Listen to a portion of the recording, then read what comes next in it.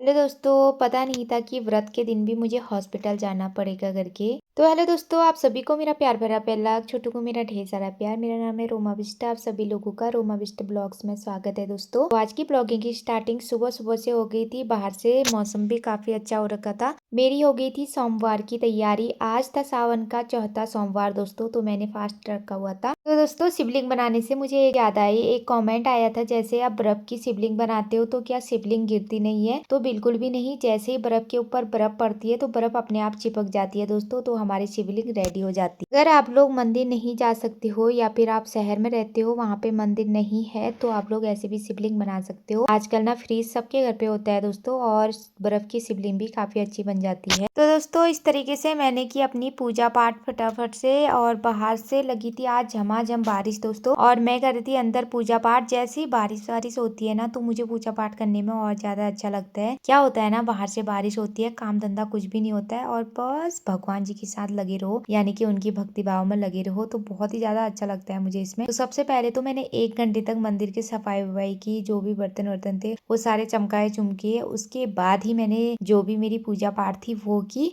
और लास्ट में मैं ये भूल गई थी कि आज मुझे मार्केट जाना है। मतलब ना, मैं इतनी ज्यादा भक्ति में उलझ गई दोस्तों, मैं भूल गई कि हम मार्केट जाने का भी टाइम हो गया करके। जैसे ही बाहर आई, बाहर से झमाझम बारिश लगी हुई थी, और मेरे हस्बैंड जी नहा धो के ऊपर आ गए थे। मेरे से बोल रहे थे तू आ रही है क्या? मैंने कहा आ तो रही हूँ, खाली बाल बनाने हैं। लेकिन सबसे ज्यादा टाइम तो मेरे बाल ही बनाने में लगता है। किसी ने अपने इतने लंबे लंबे घने घने बाल करके सबसे लंबे बालों वाली पुस्तक जीत ली दोस्तों। एक हम हैं जिनसे बस सिर्फ 10 इंची के बाल भी नहीं संभाले जाते हैं दोस्तों, उनमें ही हम उलझ के रह जाते हैं। कैसे हो गए बाल, कैसे हो गए करके। उसके बाद बड़ी मुश्किल से तैयार होके गई दोस्तों। एक तो मेरे बहुत ही ज्यादा सर में दर्द हो रही थी। ऐसे ही तैयार हुई, खाली मैंने बाल हाल ऊपर को बनाए और चल दी दोस्तों मार्केट की ओर। हस्बैंड तो जो चले गए थे, मैं गई थी गाड़ी में। जी दोस्तों, मैंने कुछ भी नहीं किया था, और बाल बनाने में मेरा पूरा आधा घंटा लग गया था। उसके बाद मैं सीधे चले गई थी पहले हॉस्पिटल पे। यहाँ पे मैंने पर्चा वर्चा लगाया दोस्तों। उसके बाद पर्चा लगाने के बाद जैसे ही हम हॉस्पिटल पे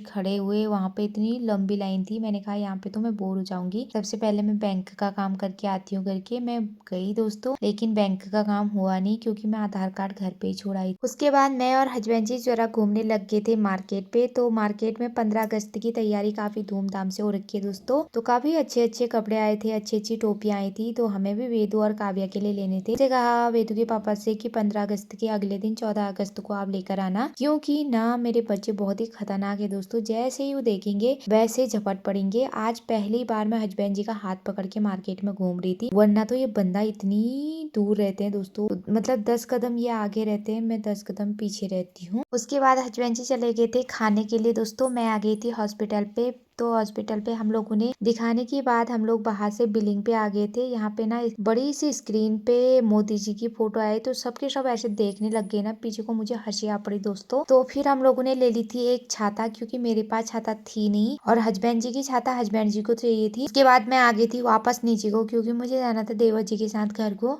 तो दोस्तों, क्योंकि 10 मिनट बचे थे, तो मैंने कहा क्यों ही हस्बैंड जी मेरे को छोड़ने के लिए जाएंगे, मैं भैया के साथ चले जाऊंगी, यानी कि देवर जी के साथ चले जाऊंगी। तो उनसे मैंने बोला तुम अपना काम निपटा लो भाई, अपना अपना काम कर लो, और मैं चले जाऊंगी देवर जी के साथ। तो ये कौन सी जगह है, कमेंट करके जरूर बताना दोस्तों। उसके बाद मैं आगे से खड़ी हो गई थी, एटीएम के आगे से देवर जी का इंतजार कर रही थी कि उनको छुट्टी होगी तो हम लोग फटाफट से निकलेंगे दोस्तों। तो दोस्तों, आप लोग कमेंट करके जरूर बताना कि ये कौन सी जगह है करके। तो जो भी इस जगह को जानते होगा उसको पता ही होगा। फिलहाल ये जगह ना शिखर है, यानी कि अल्मोड़ा की शिखर मार्केट, मेन मार्केट है यहाँ पे। और मैं यहीं पे कर रही थी अपने देवर जी का इंतजार। तो वो उनकी अभी छुट्टी नहीं हो रही थी, 10 मिनट बची थी, क्योंकि उनको 2 बजे छुट्टी होती है। उसके बाद छुट्टी होने के बाद हम दोनों रास्ता लग गए थे घर को दोस्तों। आजकल अल्मोड़ा का मौसम ना खराब हो रखा है, यानी कि बारिश हो रही है झमाझम दोस्तों, क्योंकि सावन का महीना है। दूसरा हमारे गाँव में बोलते हैं चौमास लग गए है, तो वही मौसम था दोस्तों। उसके बाद हम लोग घर को आ गए थे। आज हमारे गांव साइड को हॉल लगा हुआ था, यानी कि कोहरा लगा हुआ था दोस्तों।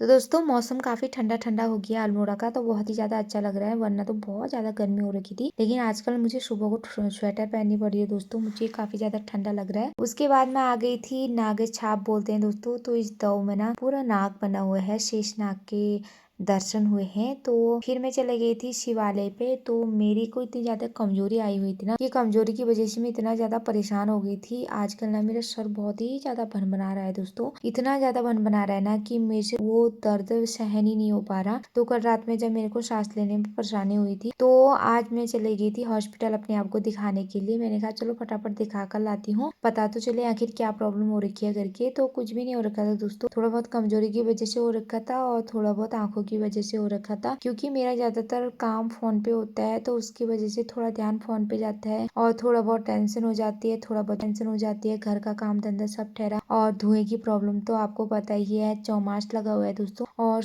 इस टाइम तो लकड़ियां भी नहीं जलती, तो धुएं की सबसे ज्यादा प्रॉब्लम रहती है, जिस वजह से मेरी आंखों में काफी ज्यादा जलन टाइप की हो रही थी, दर्द हो रहा था। तो मैं दिखा कर लाई, तो डॉक्टर ने सजेस्ट किया कि तुम्हें चश्मा लगाना चाहिए। तो दोस्तों अब 2 आंखों की जगह मैं 4 आंखों में दिखूंगी, तो शायद आप ज्यादा देख पाऊंगी दोस्तों। उसके बाद मैंने शिवालय चले गई थी, शिवालय पे मैंने जल चढ़ाया था, और यहाँ का पानी इतना ज्यादा अच्छा हो रखा था ना, आप लोगों को क्या ही बताऊं दोस्तों। जितनी बार भी जल चढ़ाते हैं मैंने वो सब कुछ जल वल चढ़ाया। उसके बाद मैंने केला खाया, क्योंकि थोड़ा बहुत पेट में भूख टाइप की लग गई थी, क्योंकि आजकल मैं खाना पीना खा ही नहीं रही हूँ दोस्तों।